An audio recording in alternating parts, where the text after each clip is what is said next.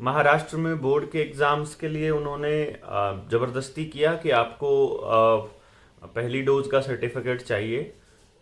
M के लोग, awaken India movement के लोग जब डेप्यूटी डायरेक्टर से मिले तो शिक्षा विभाग ने और मंत्रियों से मिले तो शिक्षा विभाग के जो डिप्यूटी डायरेक्टर्स हैं उनको चिट्ठियां लिख दी गई कि भाई आप बोर्ड के लिए किसी को मना नहीं कर सकते, दो बच्चों में डिस्क्रिमिनेशन नहीं हो सकता।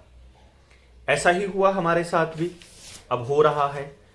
आपको मैं बताऊं, ये एक चिट्ठी है, ये एक वो मांगा गया है हम लोगों से कंसेंट फॉर्म। आप इसको डिटेल में पढ़िए ऊपर से कि ये कंसेंट फॉर्म है, ये दिया है स्कूल ने।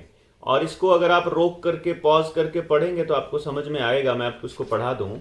इसमें ये लिखा हुआ है कि मैं इस बच्चे का पेरेंट ये अंडरटेकिंग दे रहा हूं कि मैं अपने बच्चे को जितने भी इंजेक्शन्स हैं ये अगर दिलवाऊंगा तो मैं खुद जिम्मेदार होऊंगा, और मैं स्कूल को रिस्पॉन्सिबल नहीं ठहराऊंगा या मेरी फैमिली स्कूल को रिस्पॉन्सिबल नहीं ठहराएगी अगर कोई नॉर्म मानने से मेरा बच्चा मना कर दे और उसके लिए इसको बाहर कर दिया जाए स्कूल से। यानी कि जिम्मेदार भी मैं होऊंगा अगर इसको कुछ हो जाता है तो, और अगर स्कूल इसको ज़बरदस्ती करके निकाले किसी और इल्ज़ाम के साथ तो भी मैं स्कूल को रिस्पॉन्सिबल नहीं ठहराऊंगा। इसे कहते हैं तानाशाही। सैनिक स्कूल कुंजपुरा में 16 तारीख को स्कूल खुल रहे हैं। मेरा बच्चा यशस्वी स्कूल में बिना किसी सर्टिफिकेट के जाएगा, और हम कम से कम ये अंडरटेकिंग नहीं देंगे कि हम बच्चे को टीका लगवाने के लिए खुद जिम्मेदार होंगे। जी नहीं, हम नहीं होंगे जिम्मेदार। हम अपने बच्चे को टीका नहीं लगवाना चाहते हैं, हम ये लिख करके देंगे। और स्कूल अगर मना करता है इस मुद्दे पर हमारे बच्चे को लेने से, तो हमें चाहे धरना देना पड़े, चाहे उनके खिलाफ थाने में एफआईआर लिखवानी पड़े, चाहे हमें कोर्ट में जाना पड़े, हम हर वो संभव प्रयास करेंगे जो लड़ाई लड़ने के लिए जरूरी है, और इसके लिए हमें तैयार रहना है। तो कल यशस्वी अपनी मदर के साथ जाएगा, और मैं जो है वो हिसार पहुंचूंगा। तो जो हिसार के साथी हैं जनता सरकार मोर्चा के साथ, जो लोग जुड़ना चाहते हैं और गांव में जो अपनी कमेटियां बना चुके हैं, वो सभी साथी कल हिसार पहुंचेंगे क्रांतिमान पार्क में सुबह 10 बजे। और 16 तारीख को 16 का प्रोग्राम जब होगा तो शाम तक हमें पता चल जाएगा कि स्कूल हमें एंट्री दे रहा है कि नहीं दे रहा है। तो अगले आंदोलन की या अगली कार्रवाई की शुरुआत वहीं से करनी होगी।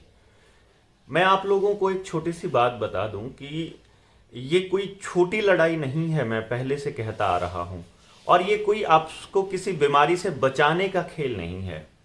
ये आपके बिहेवियर को, आपके व्यवहार को कंट्रोल करने का खेल है कि क्या आप गलत होता हुआ चुपचाप देख सकते हैं।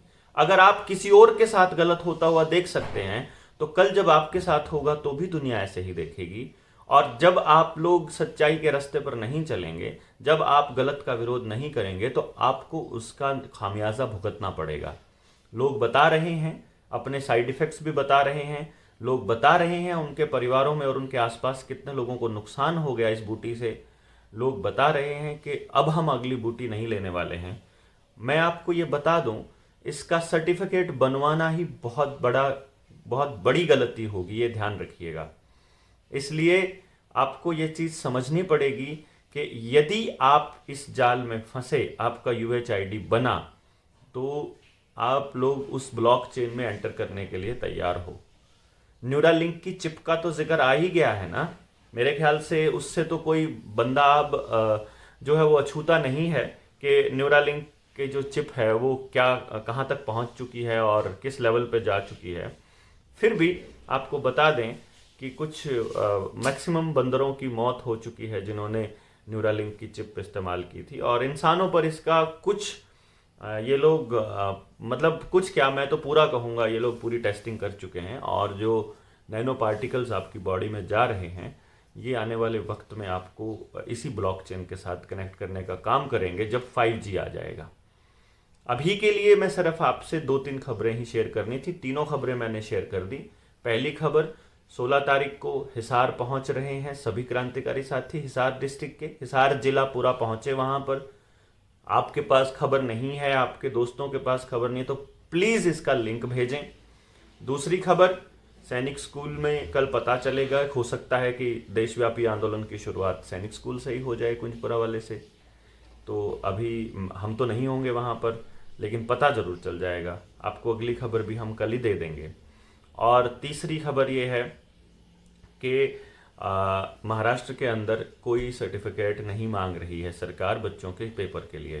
तो आप लोगों को भी ये, आपसे भी गुजारिश है, जहनी स्कूल में पढ़ने वाले और बच्चों के माँ बाप से भी गुजारिश है, अपने बच्चों के सर्टिफिकेट मत बनवाइए, उनके शरीरों के साथ, उनके स्वास्थ्य के साथ खिलवाड़ मत कीजिए। अगर आप ये मानते हैं कि ये गलत हो रहा है, अगर आप ये मानते हो कि आपका बचाव है इस टीके से, तो आप लीजिए, हम सहमत हैं आपसे, कोई दिक्कत नहीं है, आपको लेना चाहिए। लेकिन अगर आप ये मानते हैं कि ये गलत हो रहा है और आपको सर्टिफिकेट बनवाना पड़ रहा है सिर्फ उसमें दिखाने के लिए, क्योंकि आप पहला तो सर्टिफिकेट बनवा लेंगे स्कूल में दिखाने के लिए, दूसरी डोज स्कूल में दी जाएगी आपके बच्चों को व्यक्तिगत तौर पर, और आप तब कुछ भी नहीं कर पाएंगे।